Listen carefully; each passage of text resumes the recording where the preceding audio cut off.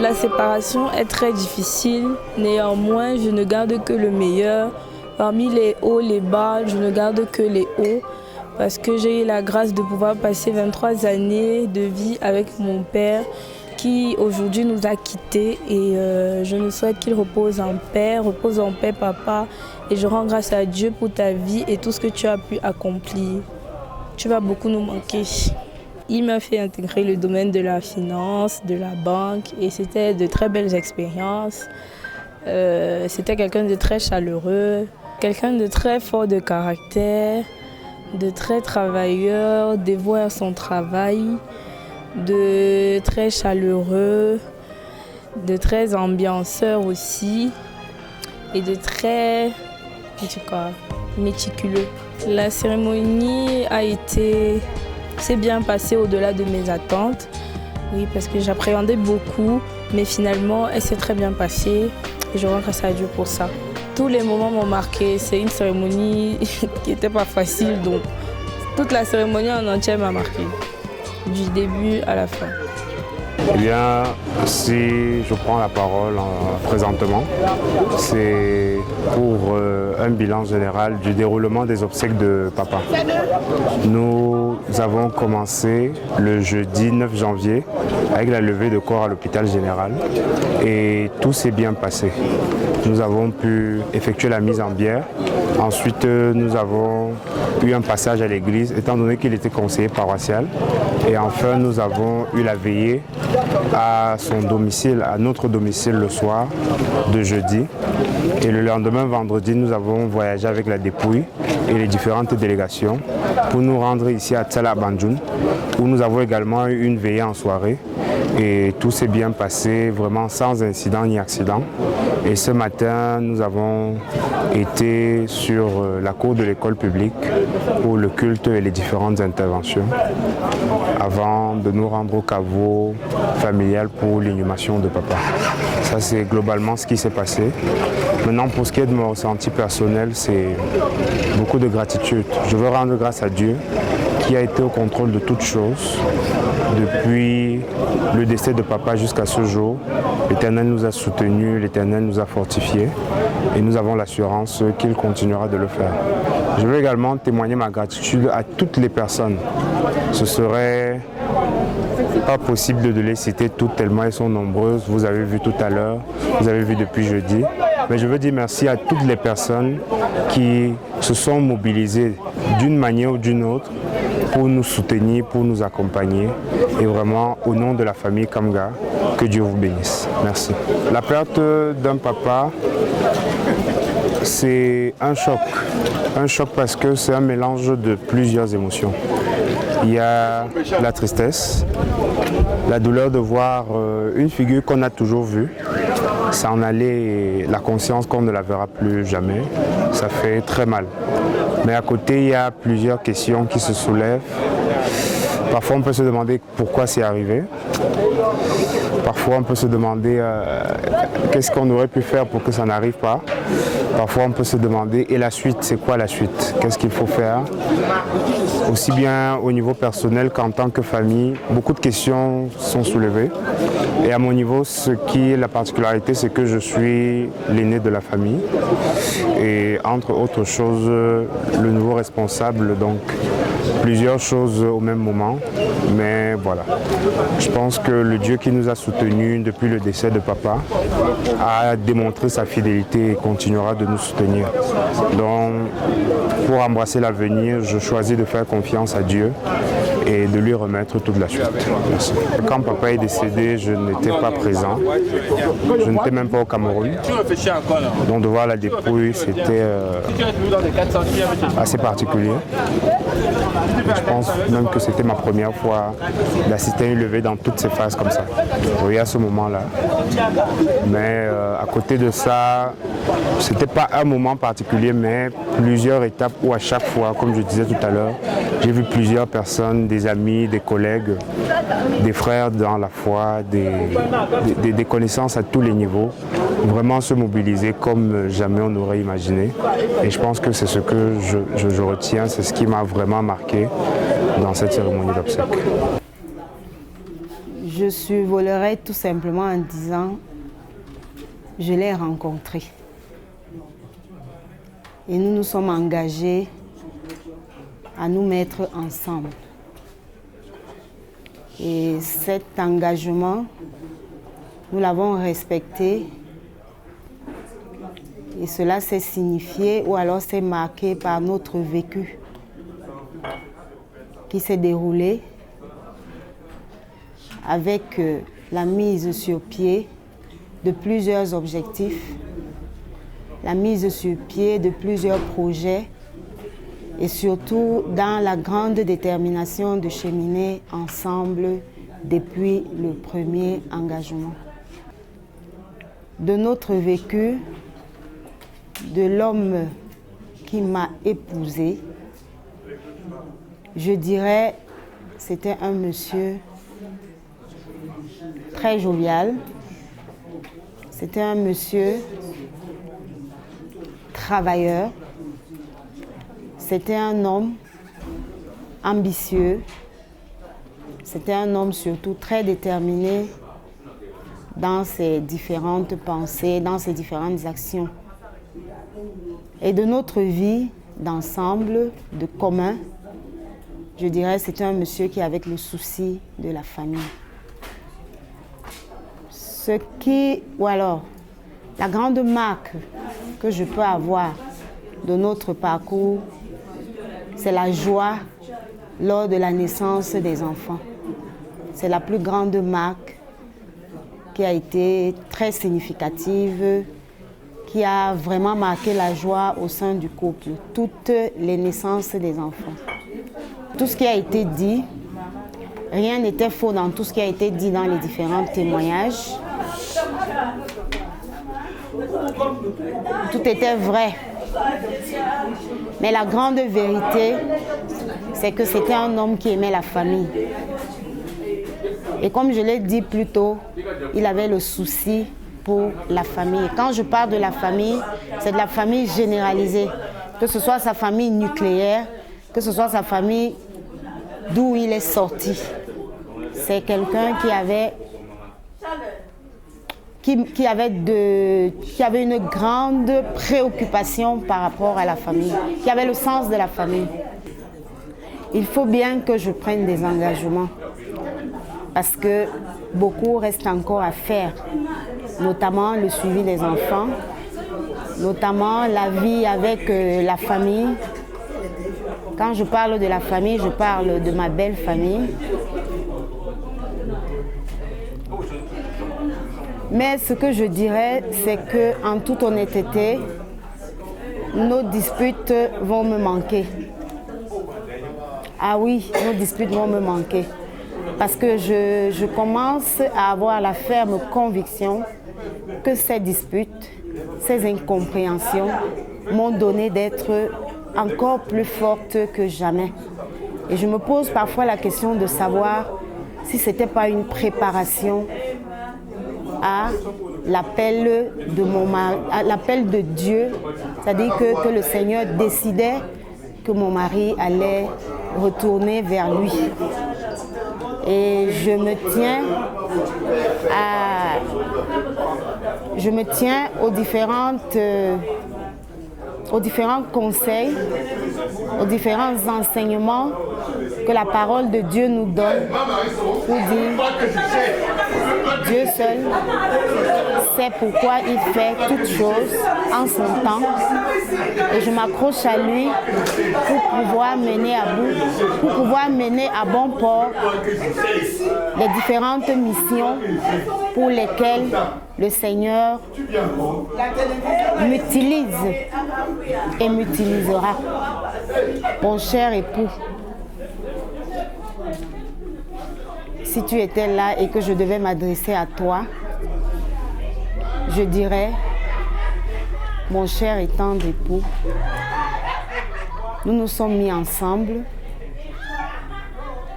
en toute sincérité, dans un engagement sans contrainte.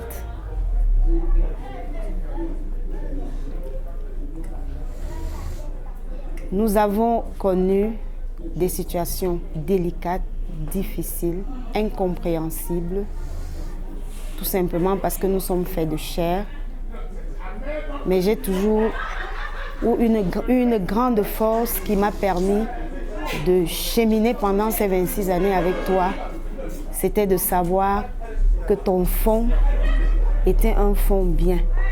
Ton fond était un fond qui connaissait la valeur de l'être humain, mis à part les faiblesses de part et d'autre, que ce soit de moi, que ce soit de toi. Mais il y a une réalité, et c'est cette réalité sur laquelle je me suis toujours accrochée pour tenir et persévérer et rester avec toi jusqu'à ce que le Seigneur décide ainsi. Je pense que tout s'est bien passé. Tout s'est bien passé, mais c'est très difficile de nous comprendre entièrement. Vous savez, ça ne faisait pas 3 mois qu'on avait enterré un autre enfant qui avait 47 ans ici. Donc celui-là, il a été enterré à côté de lui, donc à 20 cm de l'autre. Et ça nous touche, nous les anciens, car ce caveau avait été construit par moi. Et quand je l'ai construit, ce n'était pas pour les enfants, c'était pour nous. C'est-à-dire pour nous, leur père. Parce que je me disais, nous allons partir avant et eux, ils vont nous enterrer. Alors quand nous-mêmes, nous enterrons 3, 4 personnes, vous allez comprendre ce que nous avons dans le cœur. Ça nous fait mal. Ça nous fait mal d'organiser le deuil de nos enfants comme n'importe qui. Quand on se dit, et on a des enfants, on se dit, ce sont mes enfants qui vont m'enterrer. Et quand c'est vous qui enterrez vos enfants, c'est très dur. Pas un, pas 2, plusieurs. Ça fait très dur. Heureusement, tout s'est passé, comme vous avez dû le constater, sans problème. Et par la grâce de Dieu, tout s'est bien passé et nous disons merci. Merci à Dieu et merci à tous ceux qui sont venus nous assister. Nous leur disons encore une fois de suite merci et qu'ils rentrent sans heurts à leur domicile respectif. Merci. Vraiment, c'est avec beaucoup d'émotion, de tristesse que je prends la parole en ce moment par rapport aux obsèques de notre frère, de notre grand frère, notre père, même papa Raymond. Je ne sais même pas ce que je vais dire. Tout simplement que son départ nous a profondément attristés. Parce que vraiment, papa Raymond jouait un rôle, je ne sais pas si je vais dire irremplaçable, au sein de notre grande famille déjà Yogum. Et vraiment, ça me fait vraiment mal. Vraiment mal. Et je rends grâce à Dieu pour le déroulement des obsèques. Ça a été vraiment, nous avons uni les efforts, ça s'est très bien passé, ça s'est bien déroulé. Et tout simplement, nous allons demander la grâce à Dieu de nous consoler davantage et la famille nucléaire de papa Raymond, de soutenir les enfants. Et nous implorons aussi la grâce de Dieu pour tous ceux qui vont prendre le chemin retour, qu'ils les précèdent, afin que les uns et les autres arrivent chez eux sans heurts. C'est vraiment avec tristesse, grande douleur que je parle parce que nous avons perdu un pilier. C'était le tonton le plus souriant, toujours souriant. On ne savait pas à quel moment il était énervé. Vraiment, j'ai un poids sur le corps, dans le cœur. Et je lui dis juste, tonton Raymond, repose en paix, que la terre de nos aïeux te soit légère et que le Seigneur te prenne auprès de lui. Vous avez vu nombre de personnes, quel genre de personnes lui ont rendu les derniers hommages. Je l'appelais Papa Raymond affectueusement. Il est un beau-frère pour moi. Je me rappelle depuis les années 2011 que j'ai marié sa soeur, sa cousine. Il a été le témoin de mon mariage. Et depuis là, Papa Raymond a été pour moi un grand frère. Dans ces différents services où il était, j'y passais par moments parce qu'il m'appelait. Il ne pouvait pas être dans un lieu où je suis sans Mehdi Alphonse vient à côté de moi.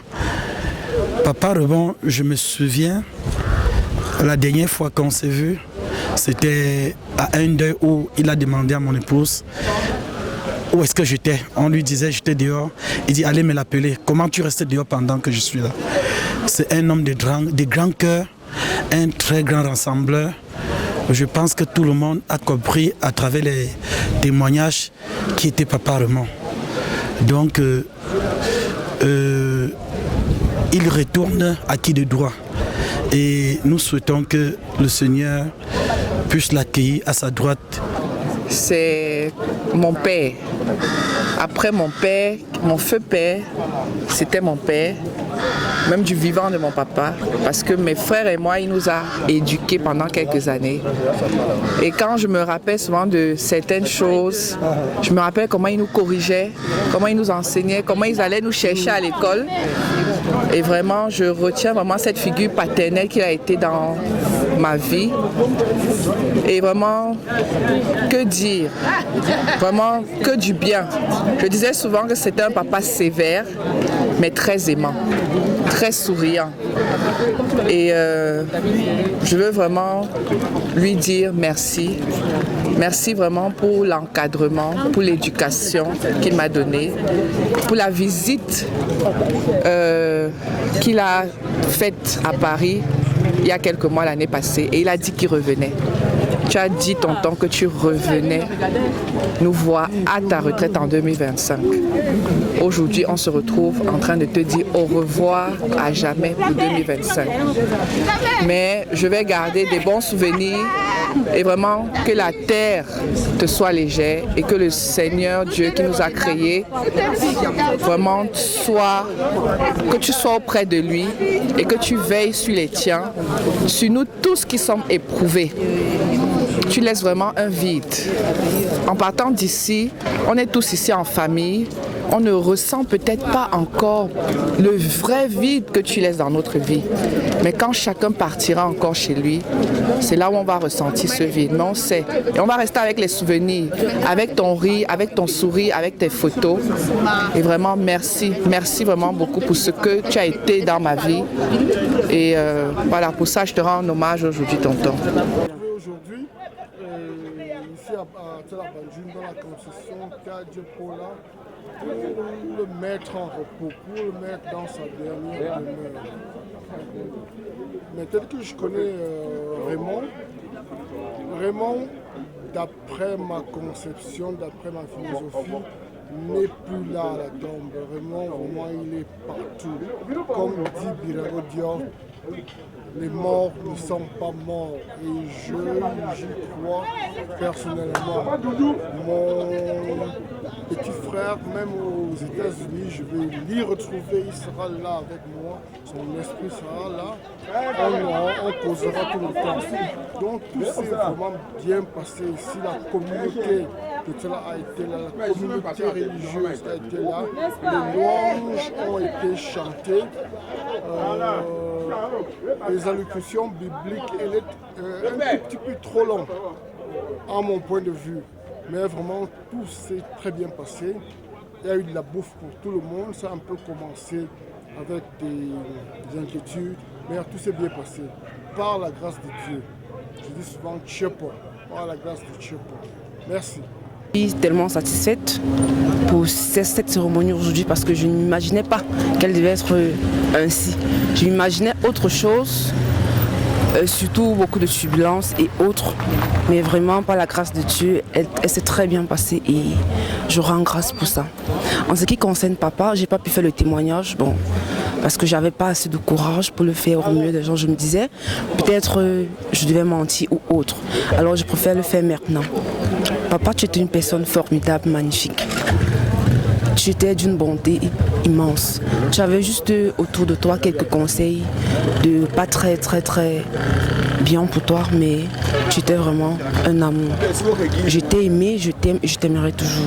Tu as toujours été mon papa et tu resteras toujours mon papa. Va et repose en paix. Je t'aime, papa. Je vous réponds, mais avec beaucoup de chagrin. Je suis le père, nous sommes les parents. Et les enfants partent et nous laissent. Alors c'est l'inverse des choses. Qu'est-ce que vous voulez qu'on fasse? Vraiment, je ne veux pas, je n'en reviens pas que c'est vrai. Vous voyez ce que je dis? Je n'en reviens pas, vraiment. Mais tout s'est bien passé dans l'ordre, dans le calme. C'est l'amour. Si vous voyez autant de gens venir dire un adieu à quelqu'un, c'est de l'amour. C'est ça qu'on appelle de l'amour. Hein? Et après, dans la vie, on dit que tu es venu sans rien, tu vas partir comme tu es venu. Mais il faut, ce qu'on gagne sur la terre, c'est l'amour. On pensera toujours, ça reste dans la tête, dans la mémoire. C'est vrai. Mes propos vont se résumer en termes d'impression en 2 ou 3 choses. La première, c'est la fidélité de Dieu. Moi personnellement, et mon équipe avec, nous avons été marqués par cet aspect, ce caractère de Dieu. Fidèle dans la consolation, fidèle dans le soutien, fidèle dans la mobilisation multiforme, fidèle même dans les déplacements. Et je peux continuer d'en citer. La deuxième chose qui m'a marqué, c'est la manière avec laquelle j'ai vu le Seigneur soutenir la veuve et les orphelins. C'est un coup très dur. Mais ils ont pu tenir le coup par la grâce de Dieu. La troisième chose et la dernière, parce qu'il faut que je ne sois pas longue, c'est l'impact que le regretté Kamga Raymond a eu au niveau de sa vie professionnelle. J'en ai été marqué. Je garde de lui le souvenir de quelqu'un qui a toujours aimé son travail. Il ne blaguait pas avec son travail. Et au regard de l'écho et des témoignages, il a vraiment eu un bon impact. Et c'est un exemple à imiter. Merci.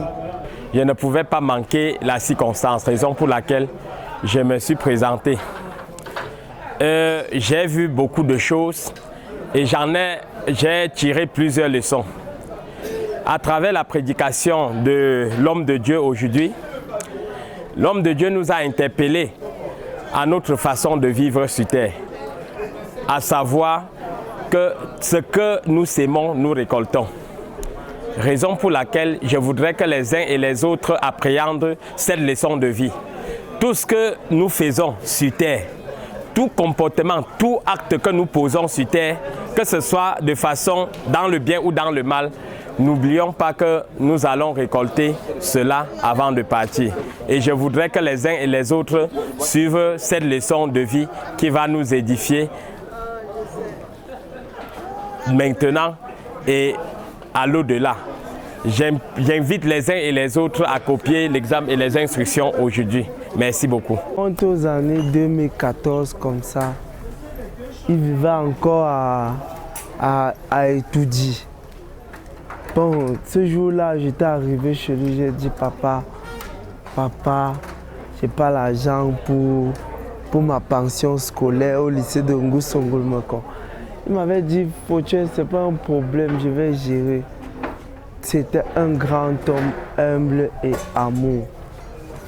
Quitte la dernière fois où on s'est rencontrés à la maison, lors de l'anniversaire à la fille de mon grand frère, il était présent. Il est venu nous assister. Un grand homme nous a quittés et vraiment, papa, d'où tu es, je sais que tu es avec mon père. Vous prenez soin de nous. Et de là, étendez votre main puissante sur nous pour nous accompagner dans nos jours à venir. Fouché Kanye, Ivan Dylan, je t'aime, je t'aimerai pour toujours. Merci papa d'être ancré dans ma vie.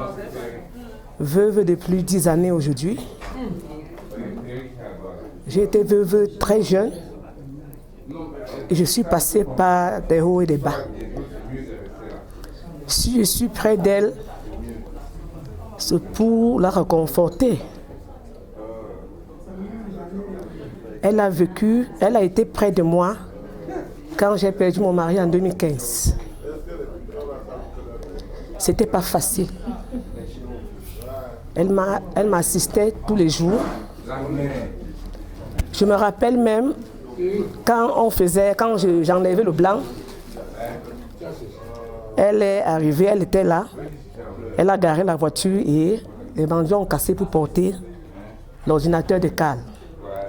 Donc si j'ai accepté, si j'ai choisi d'être avec elle, c'est pour lui témoigner ma gratitude et mon soutien, lui donner des conseils. Parce que quand une femme n'est pas passée par là, elle ne peut pas comprendre. Du coup, moi qui suis passée par là, elle peut...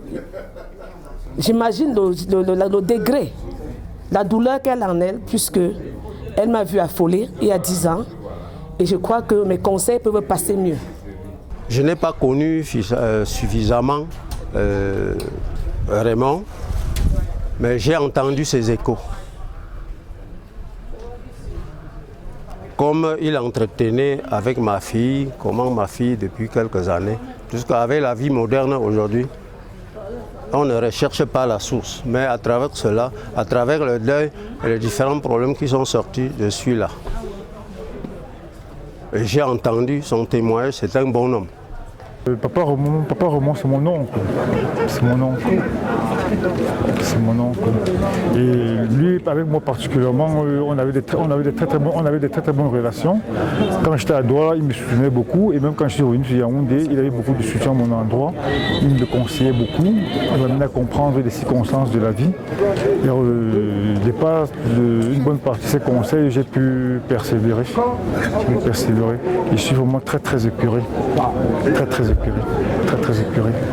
Papa Raymond était mon oncle, était comme un papa, c'était un grand cousin pour nous. Papa Raymond était un grand cousin pour nous. Mais on le prenait comme un papa, comme un oncle, un grand type, un assistant. Papa Raymond assistait tout le monde.